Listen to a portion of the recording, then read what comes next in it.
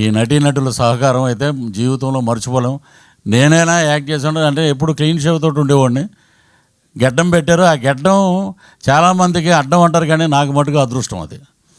నాకు దగ్గర దగ్గర ఇప్పుడు ప్రాసెస్లో 4 సినిమాలు ఉన్నాయి. ఏమంటే గెడ్డం తీసారా? లేదండి. మా బతికిచ్చారండి. గెడ్డం మట్టుకు అలాగే ఉంచండి మీరు. సో తెలుగులో మెయిన్ క్యారెక్టర్ ఒకటి చేస్తున్నాను, త్వరలో రివీల్ చేస్తాను, అది పెద్ద డైరెక్టర్ గారు. సో గెడ్డం నాకు అలా అదృష్టమైంది వీరధీర సూరని సినిమా ద్వారా. సో డెడికేషన్ ఎలా ఉంటుందంటే, విక్రమ్ గారు మేకప్ అయ్యి వచ్చి ఒకసారి అందరినీ పిలిపించి ఆ సీన్ నేరేషన్ అయిపోయాక సరదాగా నవ్వుతూ మాట్లాడి ఇక మొదలు పెట్టాక సాయంత్రం 7 గంటల నుంచి ఉదయం 6 వరకు అలా కంటిన్యూగా జరుగుతూనే ఉంటుంది. ఒకరోజు ఆయనే అన్నారు, పాలోడు కూడా వచ్చేసాడు ఆ పల్లెటూరులో, త్వరగా ప్యాకప్ చెప్పండి అని. అంత డెడికేటెడ్ హీరో గారు. అక్కడే కూర్చునేవారు అన్నమాట. చెట్టు కింద క్యారవాన్ దగ్గరికి వెళ్ళటం ఏమిలో వన్స్ ఒకసారి వచ్చారంటే మళ్ళీ భోజనానికి వెళ్ళటం, మళ్ళీ వచ్చి అక్కడ కూర్చోవటం.